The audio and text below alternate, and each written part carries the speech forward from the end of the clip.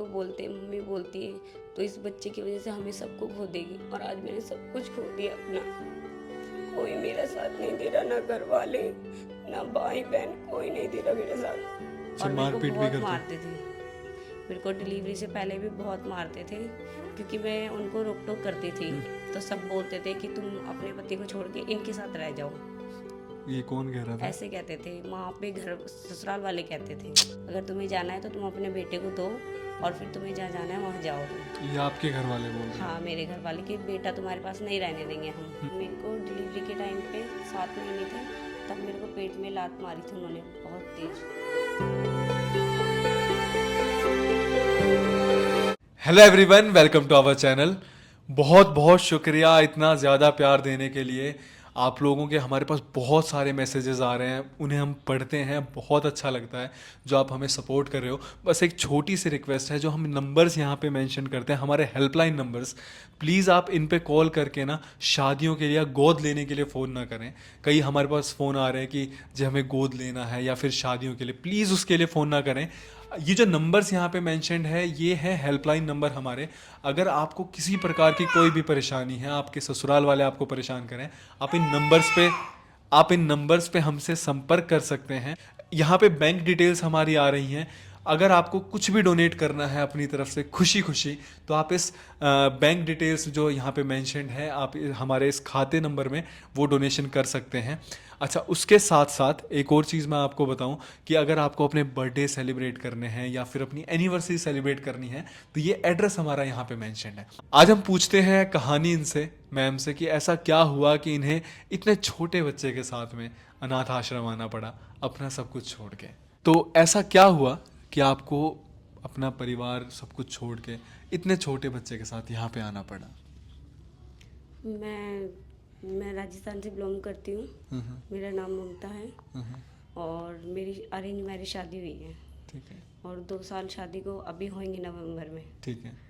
हाँ, और मेरे हस्बैंड शादी के 3 महीने बाद से मेरे को पता चला ना, जैसी मैं शादी के 2 महीने बाद प्रेग्नेंट हो गई थी, उसके 2 महीने 4 महीने बाद फिर मेरे को पता चला मेरे हस्बैंड का किसी से अफेयर है। मेरे हस्बैंड मेरे साथ नहीं रहते थे, वो धीरे धीरे मतलब मेरे से दूरी बनाते थे। शादी हुई तब तो ठीक थे, फिर वो धीरे धीरे जैसे मेरे को उनके बारे में पता चलता था, वो ट्रैवल्स पे काम करते थे। अच्छा। तो रात रात को उनका फ़ोन बजता था, तो मैं उनसे पूछती थी भाई आप कहाँ बिजी जाते हो, आपका पूरी रात कॉल आता है? तो बोलते थे कि मेरे सवारियों का फ़ोन आता है। उनकी मम्मी को, पापा को, सबको बताया मैंने, तो उन्होंने थोड़ा बहुत डांटा भी, उन्हें समझाया। फिर उन्होंने बताया नहीं मेरे को कि उनका पहले से ऐसा कुछ है। अच्छा। उनके घर वालों को सब कुछ पता था।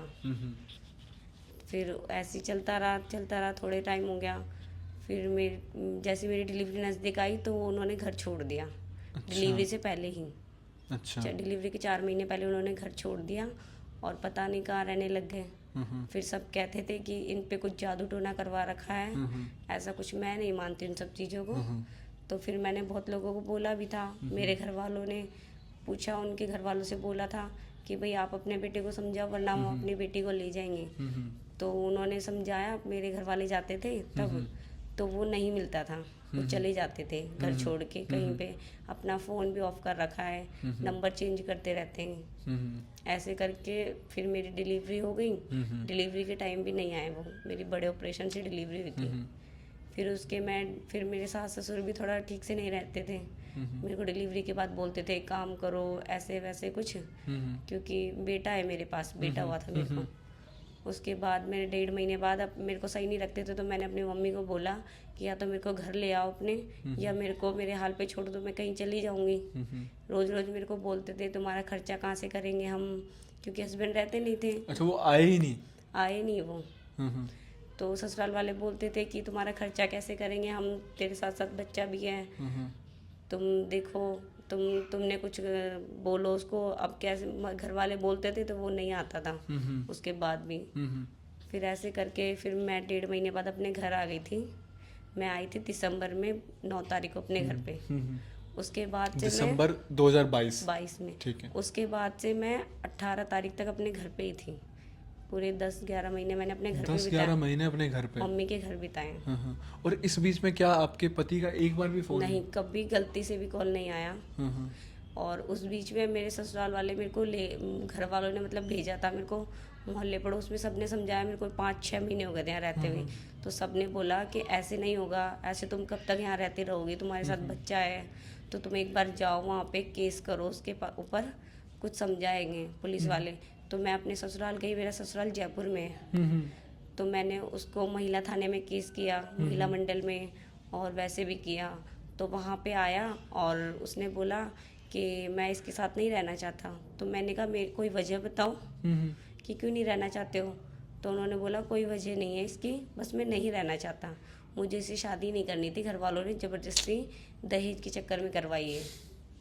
वो जो हमारे बिचौलिए थे ना, उनको पता चल गया था शादी से पहले। तो उन्होंने मेरे घर वालों को बताया नहीं, उनकी गलती थी, उन्होंने क्यों नहीं बताया। तो ऐसे करके उन्होंने शादी में जो देना था ना, वो उन्होंने बस रुकवा दिया था कि आप ये सब अभी मत देना, जब इनके बच्चा होगा ना कभी तब देना। तो इस वजह से घर वालों ने ध्यान नहीं दिया कि भाई बाद में दे देंगे। तो ऐसे करके थोड़ा टाइम हो गया, फिर वहाँ पे केस वेस किया। तो पुलिस थाने में आया वो, तो उसने बोला कि मैं रहूँगा इसके साथ, मारपीट करी उसके साथ, उसको बंद किया थाने में। तो वहाँ उनके डर से उसने 1 दिन जेल में भी बंद रहा वो। 3 बार केस किया था, 2 बार थाने में बंद रहा है वो। अच्छा। उनके सामने आ जाता था और कहता था मैं किसी के साथ नहीं रहता। और मैंने देखती थी उसे, वीडियो डालता था इंस्टाग्राम पे, व्हाट्सएप पे, ऐसे करके वीडियो लगाता था उस लड़की के साथ में। अच्छा। मेरे को कोई बताता था कि देखो ये तुम्हारा हस्बैंड है। तो मैं उसको बोलती थी तो मना करता था कि नहीं, मेरे साथ कोई नहीं है, मैं अकेला रहता हूँ। ऐसे करके थोड़ा टाइम हो गया, फिर वहाँ पे गए पुलिस थाने में। तो उन्होंने बोला कि मौका दो इन्हें। तो मौका दिया तो कह रहे ठीक है। फिर भी घर पे नहीं आते थे, बाहर रहते थे। तो मैंने कहा मैडम, जज को बोला था मैंने, मैम ये तो बोल देते मैंने पी खा के गुस्से में मार दिया। अच्छा, और मेरे को मारपीट भी बहुत करते? मारते थे, मेरे को डिलीवरी से पहले भी बहुत मारते थे, क्योंकि मैं उनको रोक टोक करती थी। मेरे सामने फ़ोन पे बात नहीं करने देती थी, घर वालों को बोलती थी भाई आप क्यों नहीं बोलते हो कुछ इनको। उनका फ़ोन तोड़ देती थी मैं गुस्से गुस्से में कई बारी। तो इसलिए मेरे को बहुत मारते थे वो। मेरे को शादी के बाद भी बहुत मारा उन्होंने। उसके बाद आज तक जब भी, उसके बाद मैं अपने घर आई जब से कॉल नहीं आया उनका, क्योंकि उनका पीछा छूट गया मेरे से। फिर जब वहाँ पे थाने वालों ने साथ रहने के लिए बोला था, फिर उसके बाद क्या हुआ? उसके बाद वो वहाँ से तो कह दिया मैं घर जा रहा हूँ, और रास्ते में से गायब हो गए। उसके बाद वो 10 दिन बाद आए। फिर मैं 10 दिन बाद दोबारा गई थाने में। तो उन्होंने बोला कि इसका काम है ऐसा ट्रेवल्स पे, तो इसको जाना पड़ता है इधर उधर, तो आप थोड़ा बहुत समझो। मैंने कहा ठीक है सर, समझूंगी मैं, पर मेरे को खर्चा तो देगा। 1 रुपया भी नहीं दिया मेरे को कभी भी उसने। तो मैं ऐसे बोलती थी तो मेरे को फिर मारता था। फिर मैंने अपने घर वालों को बताया, तो घर वालों ने बोला कि तुम यहीं पे आ जाओ। तो मैं अपने घर पे रहती थी, और वो फ़ोन भी नहीं करता था, कभी आता भी नहीं था, ना कभी बच्चे से बात करी उसने। मेरे बच्चे की अभी तक उसने शक्ल नहीं देखी ठीक से। 1 साल का हो गया मेरा बेटा, 1 साल 10 दिन का हो गया, उसने कभी शक्ल नहीं देखी मेरे बेटे की। अब उसके बाद मैंने वहाँ पे केस करके देख लिया, कुछ भी नहीं हुआ। फिर उसने शादी भी कर ली उस लड़की से, और वो प्रेग्नेंट है लड़की, उसकी डिलीवरी होने वाली है। फिर वहाँ पे दोबारा कहीं और बताया, किसी ने वहाँ केस किया, तो वहाँ पे बोला उसने कि हमारी कोई शादी नहीं हुई है, हम तो लिविंग रिलेशन में रहते हैं। अच्छा। और वो लड़की कहती है मैंने शादी कर रखी, उसके पास फ़ोटो वीडियो हैं, पर हमारे पास कोई प्रूफ नहीं है उसके खिलाफ। तो वहाँ पे हमने कोर्ट में पेश किया ना उसे, तो उसने बोला हम लिविंग रिलेशन में रहते हैं। तो उन्होंने बोला कि लिविंग रिलेशन में रहते हो तो हम कुछ नहीं कर सकते। तो इस वजह से फिर हार मान गए, तो अपने घर पे रह गए। फिर घर वालों ने ससुराल में भेज दिया था। अब घर वालों ने बोला कि वहीं पे रहो, जैसे तैसे रहोगे, इज्जत बना के रखो हमारी। तो वहाँ रह रहे थे। फिर वहाँ जेठ हैं, एक जेठ का डिवोर्स हो रखा है, 12 साल हो गए। एक ड्रिंक करते हैं, तो वो थोड़ा बदतमीजी करते थे, बदतमीजी से बात करते थे, उल्टा सीधा बोलते थे, तेरा पति ऐसा है, तेरा पति वैसा है। तो सब बोलते थे कि तुम अपने पति को छोड़ के इनके साथ रह जाओ। ये कौन कह रहा था? ऐसे कहते थे वहाँ पे, घर ससुराल वाले कहते थे कि कोई नहीं, अगर वो नहीं है तो दूसरे के साथ रह जाओ, तुम्हें तो रहना इस घर में। तो इस डर के मारे मैं अपने बच्चे को लेके वहाँ से, एक दिन मेरा बहुत झगड़ा हुआ ससुराल वालों से। मेरे को उन्होंने, ननद ने, सास ने मारा, बीच रोड में मेरे को बहुत मारा। और ननद और सास ने? किस बात पे मारा? मैं थाने में जा रही थी। हम्म। मैंने कहा ये रोज रोज ऐसे करते हैं, तुम ऐसे मेरे पे बोलते हो, मेरे पे इल्ज़ाम लगाते थे कि तू किसी से बात करती है, किसी को घर में बुलाती है। मैं घर में रहती थी, मैं कैसे बुलाऊंगी किसी को? ऐसे करके बोलते थे तो अपने घर पे जा, मतलब मेरे को कैसे तैसे करके उस घर से निकालना था उन्हें। और बोलते थे अपने बच्चे को दे जा हमें, और तेरे को जो करना है वो कर। और वहाँ रहती थी तो बोलते थे कि तू जॉब कर। मेरे को जॉब के लिए मैं बोलती थी मैं छोटे बच्चे को लेकर काम नहीं कर सकती, मैं अभी ऑपरेशन से खड़ी हुई हूँ, मेरे को 2-3 महीने हुए हैं, इतनी जल्दी कैसे काम करूँगी मैं ज़्यादा पढ़ी लिखी भी नहीं हूँ, 7th पास हूँ। तो मैं ऐसे करके फिर मेरा एक दिन वहाँ ससुराल वालों से झगड़ा हुआ, तो उन्होंने मेरे को रात को निकाल दिया घर से बाहर। मेरा कपड़े दे दिए और मेरा बच्चा छीन लिया। फिर मैं लेके आ रही थी तो उन्होंने छीन के भग गए। फिर मैं थाने में गई तो मैंने कंप्लेन करी, तो उन्होंने मेरा बच्चा दिलवा दिया मेरे को कि आप अपना बच्चा लेके जाओ। फिर पुलिस वालों ने मेरे को स्टेशन पे छोड़ दिया। फिर मैं ट्रेन में बैठ के आ गई थी अपने घर, तो पीछे से इल्ज़ाम लगा दिया। मैं अपने घर आ गई मम्मी के घर, मेरे घर वाले गए थे मेरे को लेने तो उनके साथ नहीं भेजा। और फिर उन्होंने पीछे से चाल चली, इसको भेजेंगे अकेला और फिर इस पे इल्ज़ाम लगाएंगे। फिर मैं अपने घर आ गई अगले दिन 29 जुलाई को। उसके बाद फिर मेरे घर वालों को फ़ोन करके बोल रहे हैं कि तुम्हारी बेटी हमारे घर से ना चोरी करके भाग गई है।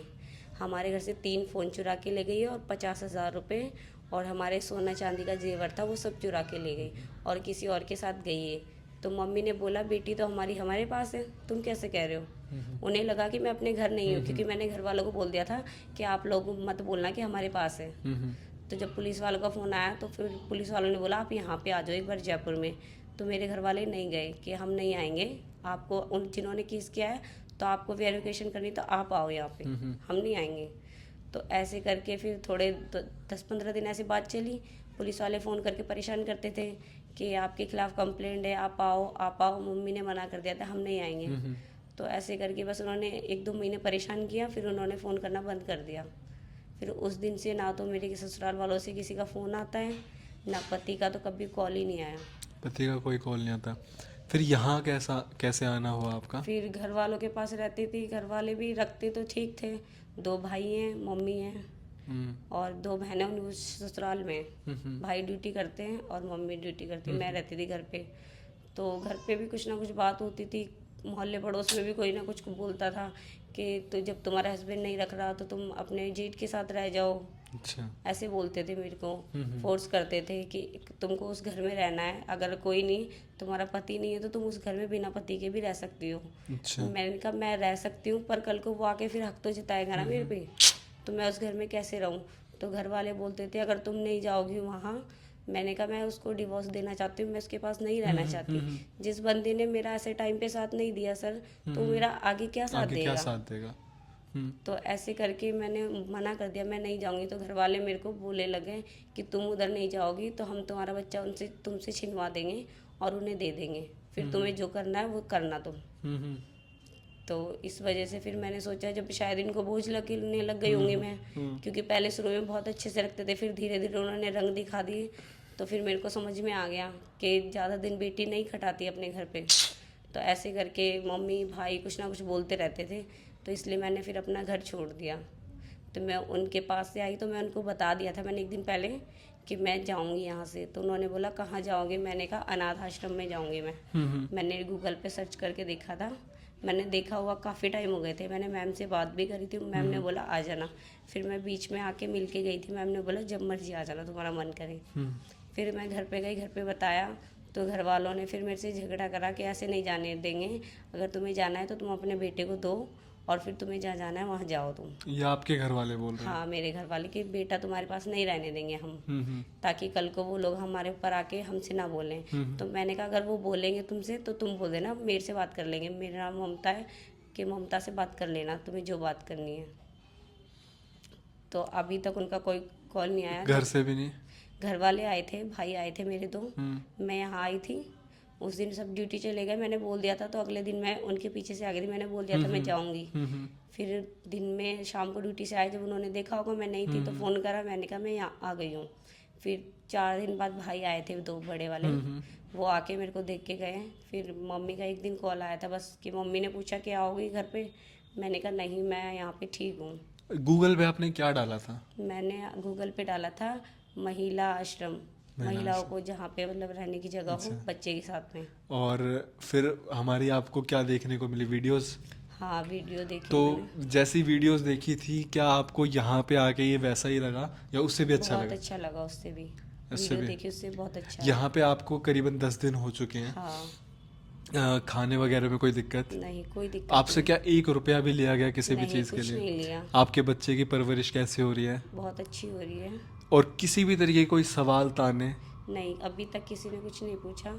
जैसा सोचा था उससे बहुत अच्छा मिला। देखिए, हमने जो हमारी ये संस्था है इसका नाम रखा हुआ है माइका। आइडली माइका क्या होता है? वो माँ का घर जहाँ पे ना किसी भी बेटी पे कोई सवाल नहीं उठते, उसे आज़ादी दी जाती है हर एक चीज़ की, अपनी तरीके से जीने की। लड़की का ना कोई घर नहीं होता है, शादी हो गई तो वो पराई हो जाती है। अब इनके केस में क्या हुआ, शादी हो गई ना, तो ये ससुराल की रही ना ये मायके की रही। आइडली तो पति का एक फर्ज बनता है कि पत्नी का ध्यान रखे। अब एक पति ने क्या करा कि पत्नी को छोड़ दिया, लेकिन पत्नी के पास तो बच्चा है ना।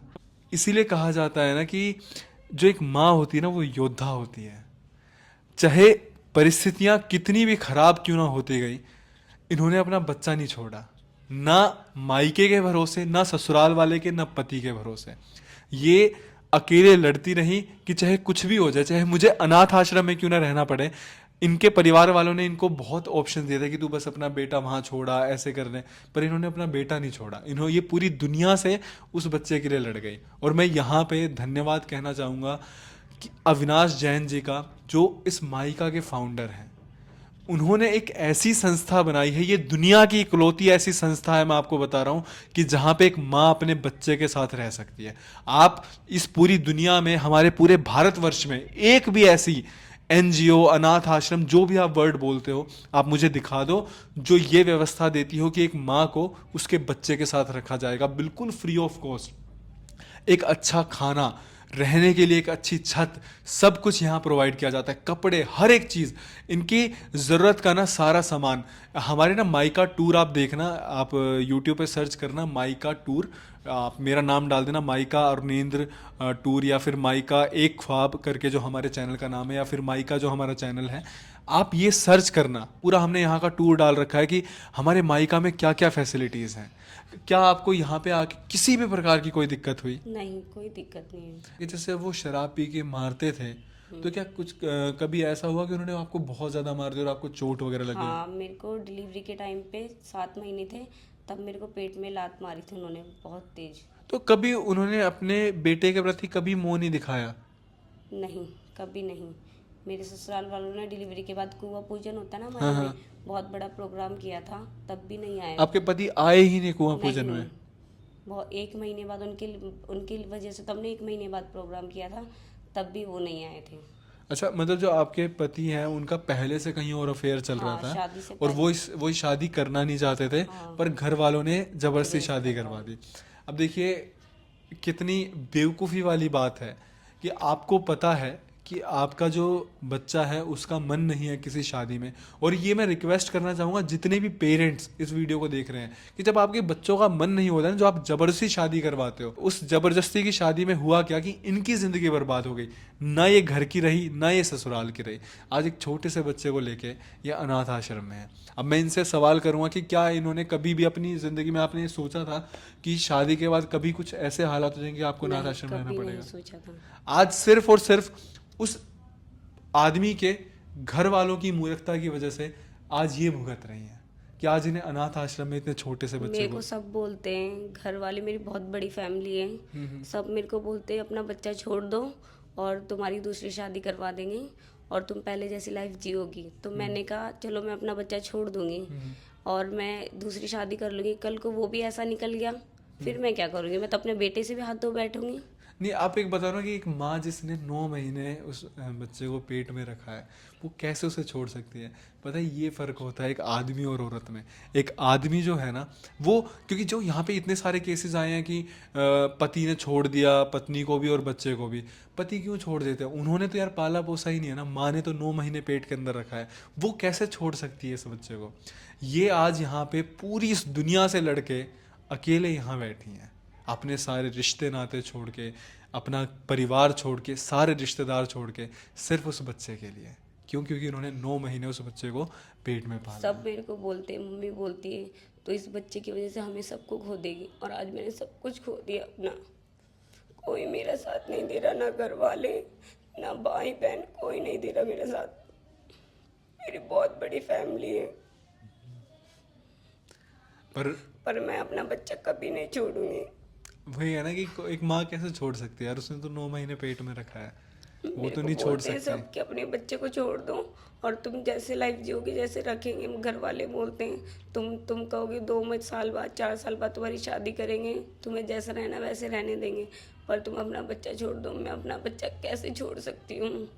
मैंने उसे 9 महीने पेट में पाला है, उसके लिए अपना पेट फटवाया है।